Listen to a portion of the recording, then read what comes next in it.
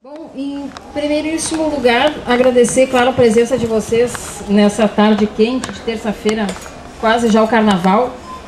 Agradecer ao meu amigo Arli e agradecer a Carmela também por esse convite tão querido, que sempre muito me honra até por esses convites. E como diz o Cláudio Brito, é uma louca maravilhosa, não foi isso que ele te disse a última vez? Uma louca maravilhosa que ainda vai ir muito longe na profissão, porque é uma das pessoas mais empreendedoras que eu já conheci na minha vida. Com essa tão pouca idade, essa carinha de anjo, é uma mulher muito capaz, muito inteligente, que certamente só está trazendo benefícios a toda a nossa sociedade, não só de Porto Alegre, mas do Brasil inteiro. Então, parabéns realmente para a Carmela e muito obrigada a todo mundo. Pessoal, eu estava vindo para cá hoje e estava pensando no porquê da escolha desse tema sobre o rito do júri. Desde a época da faculdade, até mesmo antes de eu me formar em Direito, porque eu sou formada numa outra faculdade também, que é de uma área técnica, eu sou analista de sistemas. Desde essa época em que eu comecei a fazer a faculdade de Direito, eu sempre nutri uma admiração muito grande, uma paixão muito grande pelo rito do júri. E vocês até devem acompanhar até a questão de filmes que a gente assiste, os livros do John Grisham, como aquele O Júri, O Jurado, enfim, são vários, é até mesmo uma questão um pouco mística que envolve o júri, por essa paixão toda que ele acaba ensejando nas pessoas. E até depois eu vou explicar as origens do júri e tudo, e quais são os crimes que são julgados pelo júri. Mas uma das coisas que mais me move no próprio direito criminal, que é a área que eu gosto mais de atuar, que eu atuo mais, é a questão dessa paixão, desse sangue que corre nas veias quando se trata de direito criminal. E o júri é a própria vida em sociedade. São pessoas do povo que estão julgando outras pessoas do povo. É para isso que serve o júri. Quais são as origens, então, do Tribunal do Júri? Muitos autores discorrem a respeito de uma origem incerta do rito do júri. Alguns mencionam que ele surgiu na Inglaterra, lá pelos idos de 1215, quando o Concílio de Latrão acabou abolindo as ordalhas, os juízos de Deus. Eram 12 homens que se reuniam sob a proteção de Deus, sob a influência de Deus. Eram julgados bastante místicos. Outros autores entendem que foi na Grécia, onde as jurisdições eram separadas em dois. Os crimes mais importantes eram julgados por assembleias populares, muito semelhante ao que a gente tem no júri hoje.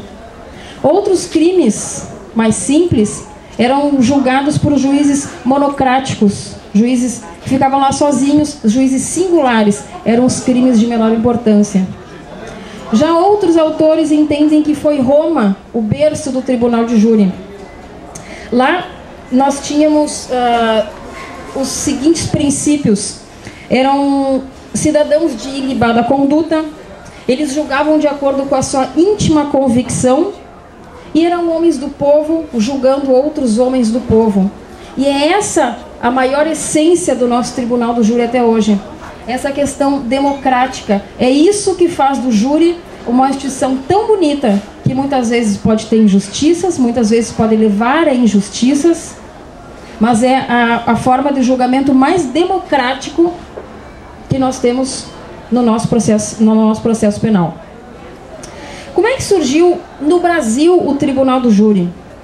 1822 foi a primeira aparição do Tribunal do Júri. Ele surgiu para serem julgados crimes de imprensa e crimes políticos.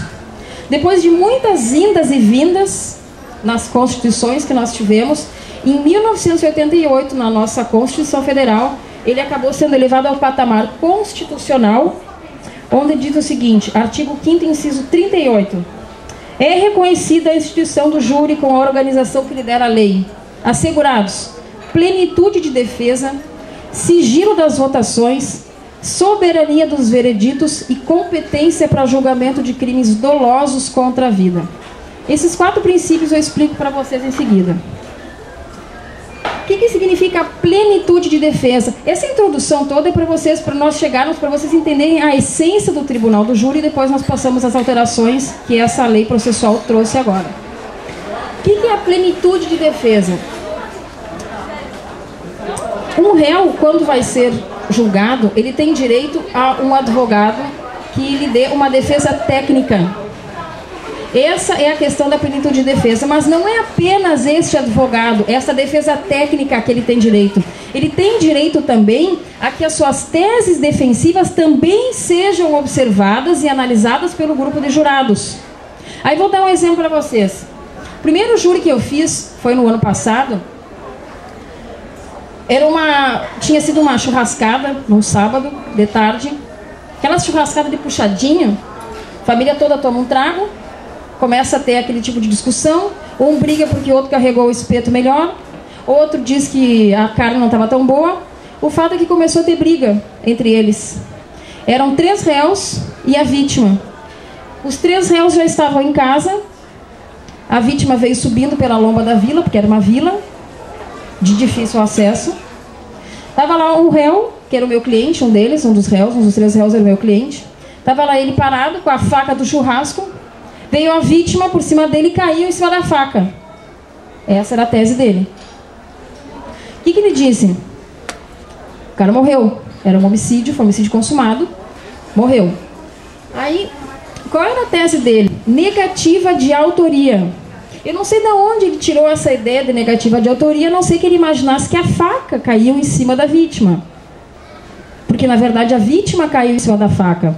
Qual foi a tese que eu utilizei? Defesa técnica. Qual é a tese que eu utilizei? Legítima defesa, porque a vítima veio para brigar e ele, empunhando uma faca para se defender, a vítima tropeçou, seja lá como for, caiu em cima da faca, morreu. A tese dele era negativa de autoria. Negativa de autoria? Como é que pode sustentar uma tese desse se ele estava com a faca, a vítima caiu em cima da faca que ele segurava? Não existe. Aí eu pergunto a vocês, plenitude de defesa não é ter a sua própria tese, por mais absurda que seja, analisada também pelo corpo de jurados? E foi isso que foi quesitado. Além da tese de legítima defesa, a tese minha, técnica, foi também quesitado se por um acaso os jurados entendiam que ele tinha ou não participado daquele fato. Foi condenado até o gargalo. Mas a gente tem que tentar e todo mundo tem direito à defesa, né? Sigilo das votações, o segundo princípio constitucional. Os jurados têm o direito, para manter a autonomia das votações, eles têm o direito a que seus votos nunca sejam mencionados. A que eles têm direito ao sigilo, a que ninguém fique sabendo quem votou para condenar, quem votou para absolver. Muitos entendem, fazem uma crítica ao sigilo das votações, alegando que vai de encontro à publicidade das decisões, já que todas as decisões judiciais têm que ser fundamentadas. Acontece que o STF, eu já explico por que também, já disse que não vai de encontro à publicidade das decisões.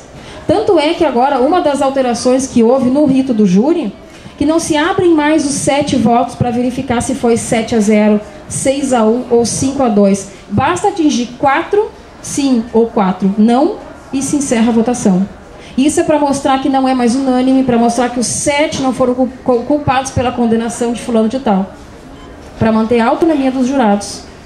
E dessa forma que eles possam votar com mais segurança, com mais firmeza. Porque ninguém vai estar contabilizando quem votou a favor e quem votou contra. Competência para julgar os crimes dolosos contra a vida. Terceiro princípio constitucional. Quais são os crimes dolosos contra a vida? Muitos alunos até me perguntam às vezes se é só homicídio que vai a júri. Não é só homicídio que vai a júri. Aborto, instigação, induzimento ou auxílio ao suicídio, infanticídio e homicídio. São estes 4 crimes que vão a júri popular. Último princípio da soberania constitucional, soberania dos vereditos. Significa que nada pode se sobrepor à decisão dos jurados, à decisão dos juízes leigos. Nada pode se sobrepor. O tribunal ele até pode modificar a decisão, desde que os jurados tenham votado contrariamente à prova dos autos. É a única maneira que o júri ocorre novamente, que o réu vai a um novo júri.